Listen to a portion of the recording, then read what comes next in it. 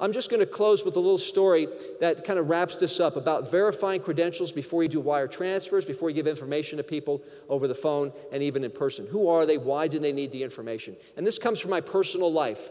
Now, I grew up in Connecticut. I live in Kansas City now. I come from a big Italian family. There were 5 boys in my family, and every Christmas, on Christmas Day, we sat around the television. We watched this movie. This movie taught me a lot about life. It taught me about loyalty. It taught me about how business should be conducted. Right? Have you seen the movie? Yeah. Well, this is not the movie we watched on Christmas Day. This is the movie we watched on Christmas Day. And I'm not making this up. To this day, we watch The Godfather every Christmas. And this year, we watched in 2013 all 3 versions, all 9 hours of The Godfather. It wasn't only at Christmas. That would have been too much. We spread it out over a week. But I was always interested in the mob. That's why I went to the FBI. I wanted to fight the mob. So you can imagine my excitement now. Right? It's 1988. I'm a new agent in Kansas City.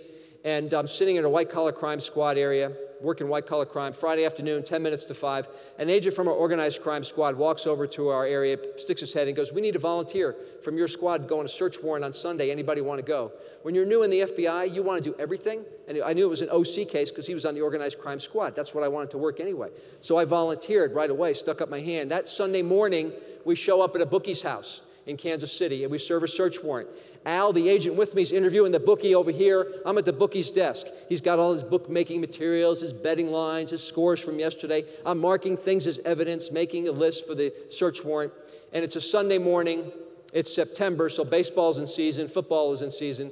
And I'm sitting at a bookie's desk who's been taking bets. We have his phone tapped the old-fashioned way. He's just taking them over the phone. I'm sitting at his desk. What might happen next? Sitting at his desk. Of course, the phone rings. I'm not sure what to do because I'm new. I ask Al, the veteran agent, "Al, what do you want me to do with the phone?" He goes, "Answer it." So I pick up the phone. Now, before I tell you what happened next, I'm going to back up just a little bit. Where I grew up in Connecticut, my dad owned a business. It looked like this. It was a variety store. We called it Jet Variety.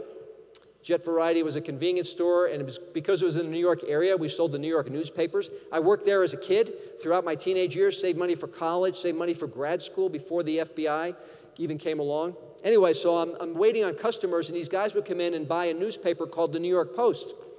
Now, you've heard of the Washington Post. You've heard of the Denver Post. The New York Post is nothing like those papers. This is a typical headline from the New York Post. And by the way, the New York Post was a newspaper that told us that Tiger Woods wasn't really a tiger. He was actually a cheetah.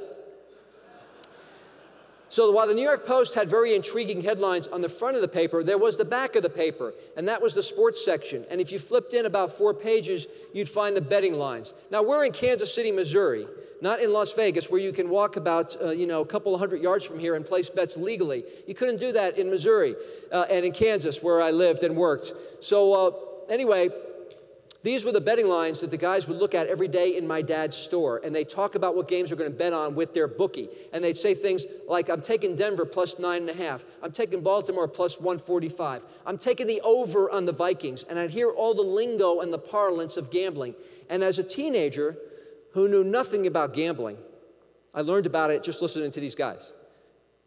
And that's my story. I'm sticking to it. Now, fast forward 15 years. I'm an FBI agent. I got my gun, got my badge. I got that blue jacket with yellow letters on the back, says FBI. And I'm sitting at the bookie's desk. That's the raid jacket. The phone rings. Al says, "Pick it up." I pick up the phone. Guy goes, "Who's this?" Well, I tell him my real name. We're not busting the callers. We're just busting the bookie. I say, "It's Jeff." And he doesn't say, "Jeff who?" He doesn't say, "Hey, Jeff, where's my bookie today?" He goes, "Hey, Jeff, what's the line on the Chiefs today?" So I knew how to read the lines. I remembered from my dad's store. I looked down at the bookie's page. He had the Chiefs as -3, so I figured I might as well tell him. I go, "Chiefs are -3. He goes, "Give me 50 on the Chiefs." I go, "You got it." So I take down the guy's bet.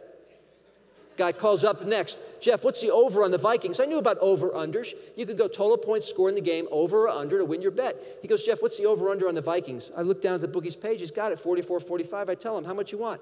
He goes, 75 on the over. I go, "You got it." A little while later, guy calls up, wants to do a parlay bet. Now, parlay's a little different. You can do 2-team parlays, 3-team parlays, but you got to win all your bets. If you do, you get odds. He forgot what the odds were, so he asked me. He goes, "Hey, Jeff, I'm thinking about doing a 2-team parlay. I forget, what's that pay?" And I remember from my dad's store, it pays 12-5. So I asked the guy, "Well, how much you betting?" He goes, 50. It pays 120 if you win, but you got to win both. He goes, "Hey, I got it. Give me Yankees and the Jets." I go, "You got it." So not only am I taking their bets, I'm instructing them on how to bet at this point. And there's only one person in this whole scheme of things, one person who's questioning the fact that some strange guy named Jeff is answering the phone, taking bets. One guy. And that guy is the FBI agent on the wire downtown. He's got the headphones on. He's going, wait a minute. 2 agents go in there. They take out this bookie. I got that part. And now some other bookie named Jeff is answering the phone.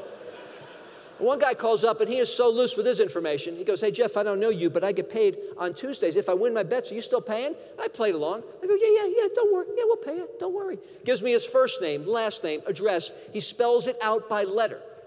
Mike Smith, S-M-I-T-H. I live at 333 Maple, M-A-P-L-E, Kansas City, Missouri, 64105. You're still coming over on Tuesday, right? I go, yeah, Mike, don't you worry. We'll be over.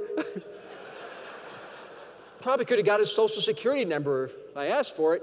So finally, that goes on, for about an hour. Guy calls up, smart guy. He's going to question my credentials. You should always ask people who they are. Make sure you know. I say, Jeff. He goes, wait a minute, Jeff who? So I told him the truth. I'm not undercover. We're just busting the bookie. I go, Jeff with the FBI. And I thought the next thing I was going to hear was click. I don't hear click. I hear him cracking up hysterically. Jeff with the FBI. That's a good one, Jeff with the FBI. That's great. I love it. Really funny, Jeff with the FBI. Yeah. Hey, Jeff with the FBI. Give me 50 on the Chiefs, will you?